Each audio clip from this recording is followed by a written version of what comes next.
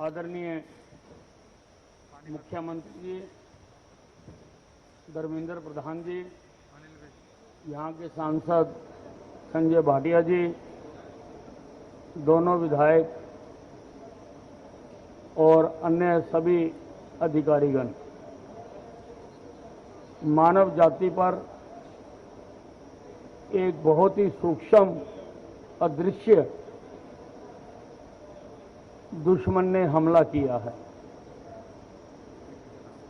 बाकी देशों के साथ साथ हमारे देश पर भी उसका प्रकोप है। उसके खिलाफ हरियाणा सरकार एकजुट होकर शासन प्रशासन जनता के सहयोग के साथ उसके खिलाफ डट के मुकाबला कर रहे हैं। इस लड़ाई में हमें doctors, nurses, paramedical staff, corona warriors और बैक ऑफिस टीम जो सारी प्लानिंग करती है, उसका भी भरपूर सहयोग मिल रहा है। मैं इन सबको सैल्यूट करना चाहता हूं कि ऐसी बीमारी जिसमें बहुत सारे डॉक्टर्स, मेडिकल स्टाफ अपनी जिंदगियां खो चुके हैं, हमारे पुलिस के भी बहुत लोग अपनी जिंदगियां खो चुके हैं, अन्य वॉरियर भी जिंदगियां खो चुके हैं, लेकिन उसके बावजूद निर्भीक होकर इस दुश्मन के खिलाफ दिन रात लड़ाई लड़ रहे हैं और हजारों लाखों लोगों को जिंदगियां प्रदान की है और इनकी मेहनत का नतीजा भी निकल रहा है। हमारे हरियाणा में भी पिछले कुछ दिनों से मरीजों की संख्या में गिरावट आ रही है।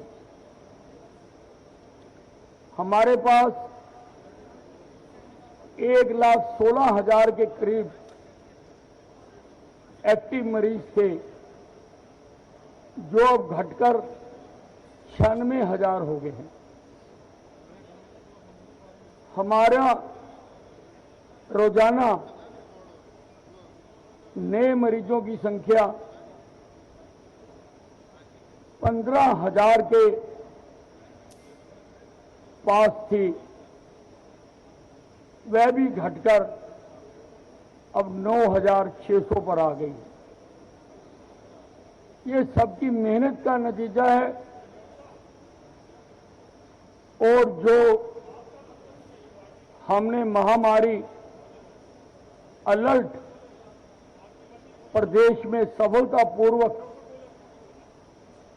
लागू करवाया है, ताकि इस संक्रमण को फैलने से रोका जा सके, ये उसका भी असर है। सारी सुविधाएं हरियाणा में मुहैया करा दी गई हैं। हमारे अस्पतालों में हरियाणा में मुहैया करा दी गई हैं। हमारे अस्पतालों में सफिशिएंट मात्रा में बेड्स हैं। हमारे पास सभी मेडिसिन हैं। हमारे पास ऑक्सीजन की पर्याप्त व्यवस्था है। हमारे पास वेंटिलेटर्स हैं, हमारे पास एक्सपर्ट डॉक्टर्स की टीम है, जिनके द्वारा समय समय पर पीजीआई के सीनियर डॉक्टर्स के द्वारा समय समय पर प्रदेश के सभी डॉक्टरों का मार्गदर्शन किया जाता है कि इस बीमारी को किस ढंग से लड़ना है। आजकल ब्लैक फंगस का मामला बहुत सामने आ रहा है। हमने ब्लैक फंगस को नोटिफाइड डिजीज डिक्लेयर किया है। किसी भी डॉक्टर के पास, चाहे वो सरकारी है या प्राइवेट है, अगर उसके पास कोई ऐसा केस रिपोर्ट होता है तो उसके लिए मैंडेटरी है कि सिविल सर्जन को वो उसके बारे में बताए। इनके ट्रीटमेंट के बारे में भी हमने अपने सारे सरकारी मेडिकल कॉलेज में अलग से वार्ड बनाए हैं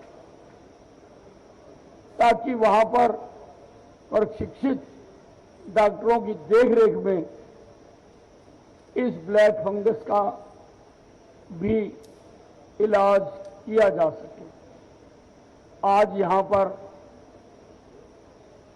ये 500 बेड का बनेगा। वैसे आज 300 बेड इसके फंक्शनल कर रहे हैं गुरु तेग बहादुर संजीवनी अस्पताल। ये सारे ऑक्सीजन बेड हैं, इसीलिए हमने प्लांट के पास लगाया है कि हर बेड पर ऑक्सीजन होगी। इसी प्रकार का चौधरी देवीलाल संजीवनी अस्पताल अभी मुख्यमंत्री जी 500 बेड का हिसार में उद्घाटन करके आ रहे हैं। हमने सभी अधिकारियों को कहा, सभी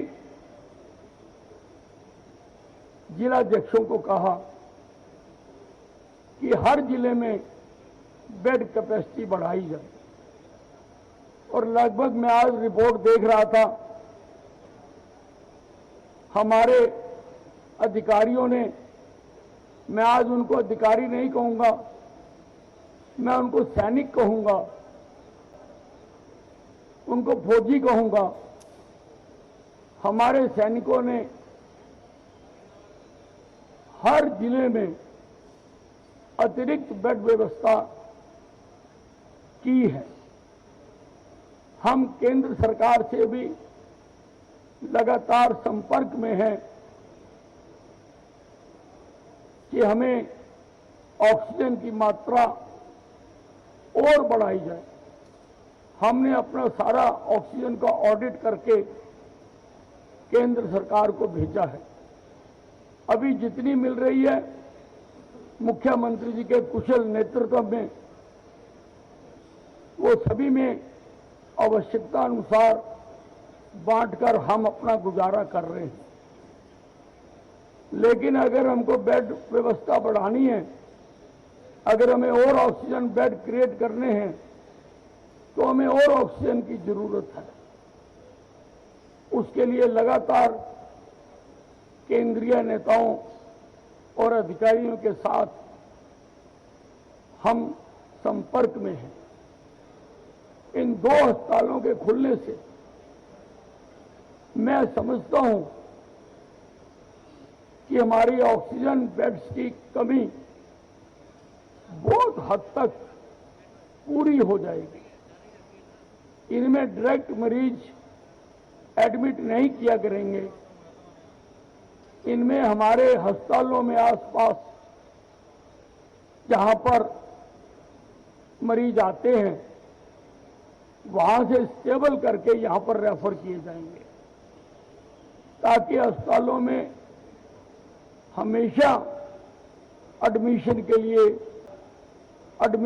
लिए स्पेस रहे। उसका हम वहां पर इलाज कर सकें। हम गांव में भी पूरा जोर दे रहे हैं, हर गांव में कोरोना केयर सेंटर बना रहे हैं जो हॉटस्पॉट हैं, और 5-5 कर्मचारियों की टीम हर घर पर जाकर उनको चेक कर रही है, और अगर किसी में कोरोना सिम्टम पाए जाते हैं उसका टेस्ट कराया जा रहा है, और उनको उनकी बीमारी के हिसाब से अगर होम आइसोलेशन की जरूरत है उनको होम आइसोलेशन में रखा जाता है, अगर आइसोलेशन सेंटर की जरूरत है उनको आइसोलेशन सेंटर में रखा जाता है, और अगर वो गंभीर बीमारी में हैं तो जिस भी नजदीकी अस्पताल में उनका इलाज हो सकता है वहां पर उनको भेजा जाता है। मुख्यमंत्री जी की और उनकी टीम पूरी तरह से इस दुश्मन के खिलाफ लड़ाई लड़ रही है, और आपको भरोसा दिलाना चाहता हूं, हरियाणा की जनता को भरोसा दिलाना चाहता हूं कि मुख्यमंत्री जी के हाथों में सारा हरियाणा सुरक्षित है, सारा हरियाणा सुरक्षित है। और हम दावे के साथ कहते हैं कि जीतेंगे हम, हारेगा कोरोना। हम कोरोना को यहां से हराएंगे और भगाएंगे। वैक्सीनेशन के लिए भी हम पूरा इंतजाम कर रहे हैं, हालांकि केंद्र से लगातार हमें सप्लाई मिल रही है, लेकिन हम चाहते हैं कि अगर हमें ज्यादा मात्रा में वैक्सीनेशन मिल जाए तो हम सारे प्रदेश का जल्दी से जल्दी वैक्सीनेशन कर दें। उसके लिए मुख्यमंत्री जी ने हमें इजाजत दे दी